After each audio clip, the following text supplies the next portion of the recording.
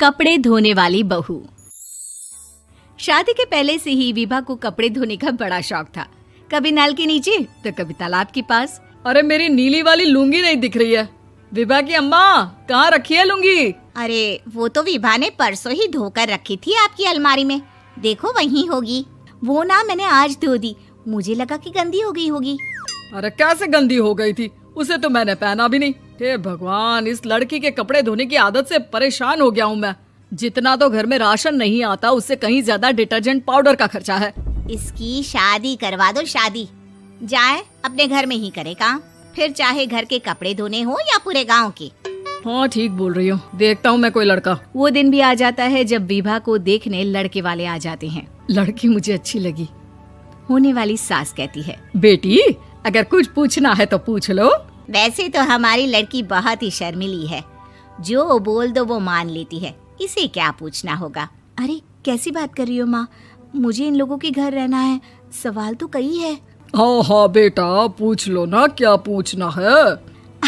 आप लोगों के घर कपड़े कौन धोता है? सास का मुंह बन जाता है। देखो, अगर तुम ये कहना चाहती हो कि तुम्हें कपड़े धोने नहीं आते तो सुन लो, कपड़े मैं ही धोती हूँ, लेकिन तुम्हारे आ जाने के बाद मैं रुमाल तक नहीं धोऊंगी। अरे चुप रहना भाग्यवान, बहू बेचारी घर आई नहीं, उसे डराना शुरू कर दिया।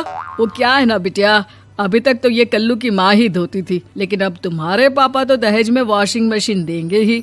तभी विभा की माँ बोल पड़ती है, सवाल भी पूछा तो क्या। वैसे भाई साहब, मशीन की तो फिर भी कपड़े धोने की कैपेसिटी होती है। मतलब जो बिटिया दे रहे हैं ना विभा, इसे कपड़े धोने का बहुत शौक है। ये आप लोगों के क्या, आस पड़ोस गांव मोहल्ले सबके कपड़े धो दे और उफ तक ना करे।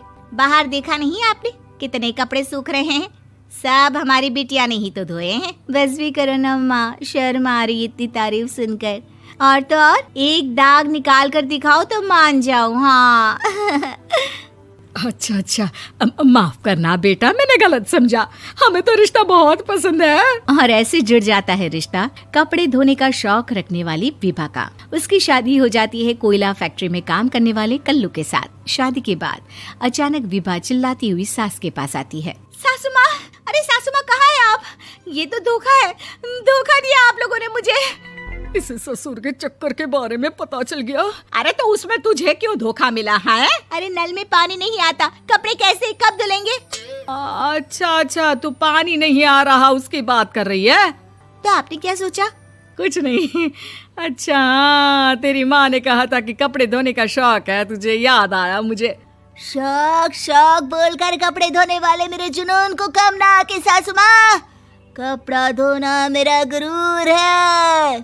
तभी पति भी वहाँ आ जाता है। अभी मैंने इसे सनी देओल की फिल्म दिखाई है, उसी के डायलॉग मार रही है माँ। अच्छा सुन, साफ साफ बता रही हूँ, पानी सुबह 4 से 6 और शाम को 10 से 12 आता है, समझी? विभा टाइमिंग सुनकर हैरान हो जाती है। ये क्या भूतों का मोहल्ला है? सुबह 4 बजे उठकर कौन कपड़े धोता है? 4 बजे टंकी में पानी जाता है, फिर सारा दिन धोना ना, किसने मना किया? अरे कैसी बात कर रही हैं? 200 लीटर की टंकी में कितने कपड़े धो लूंगी मैं? सुबह ही उठ जाऊंगी मैं। अब क्या था, विभा सुबह 4 से लेकर रात के 12 बजे तक कपड़े ही धोती रहती। एक रोज सास पड़ोस से निकलकर कहीं जा रही होती है कि साथ वाली कहती है, हाँ कल्लू की माँ, जरा ये बताओ कि 2 साड़ी है, 2 ब्लाउज और एक पेटीकोट और एक नाड़े वाला लंबा कच्छा। हाँ तो? अरे तो क्या, कितना लोगी धुलाई ये बताओ। धोबन दिख रहे हैं हम क्या? हमारे पति सरकारी नौकरी से अभी रिटायर हुए हैं और बेटा सुपरवाइजर है कोयला फैक्ट्री में। धोबन समझ रखा है हमें?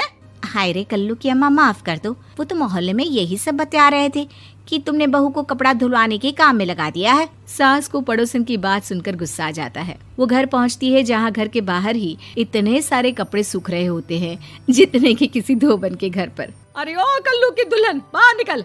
माँ जी यहीं आ जाओ, बाथरूम में चादर धो रहे हैं हम। अरे अभी हम धोते हैं, तुमको बाहर निकलो। ये आस पड़ोस वाले बोल रहे हैं कि हम बहू से कपड़े धुलवा कर उसे कपड़ा धोने वाली बना दिए हैं।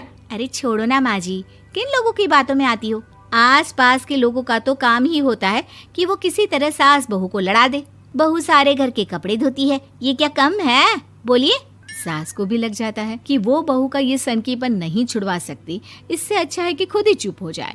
एक रोज सास और बहू मंदिर जाते हैं, जहाँ सास की साड़ी वहाँ खड़ी भीख मांगने वाली से मिलती है। माँ जी क्या बात है, आपकी साड़ी उस भिखारन से कितनी मिल रही है ना? हाँ हाँ देखो तो, दोनों की साड़ी मिल रही है। क्या बात है कल्लू की अम्मा, तुम खुद को तो अफसर की बीवी बताती हो और ऐसी सिंपल सी प्लेन साड़ी पहनकर घूमती हो। सिंपल और प्लेन नहीं है ये साड़ी। तो क्या सोने के धागे से फूल बने हैं?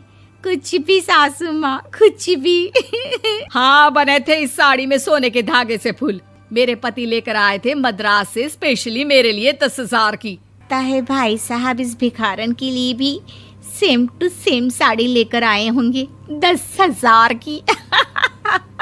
सास उस वक्त तो कुछ नहीं कहती, लेकिन बहू के साथ घर आती है और अलमारी से एल्बम निकाल कर लाती है। ये साड़ी देख रही है, ये वही साड़ी है जिसे मैंने अभी पहना था। इस साड़ी में ये जो चमकदार फूल दिख रहे हैं ना, ये सोने के धागों से काढ़े गए हैं। लेकिन तू लोकल वॉशिंग मशीन ब्रश से घिस घिस कर सारे फूलों को निकाल कर साड़ी प्लेन कर दी। मुझे माफ कर दीजिए सासू माँ। और तो और, जब मैंने तुझे तेरी गलती के लिए कुछ नहीं कहा, लेकिन तूने तो सबके सामने मेरा मजाक ही बना दिया। क्यों? बहू को समझ में आ जाता है कि अब से उसका कपड़े धोना बंद।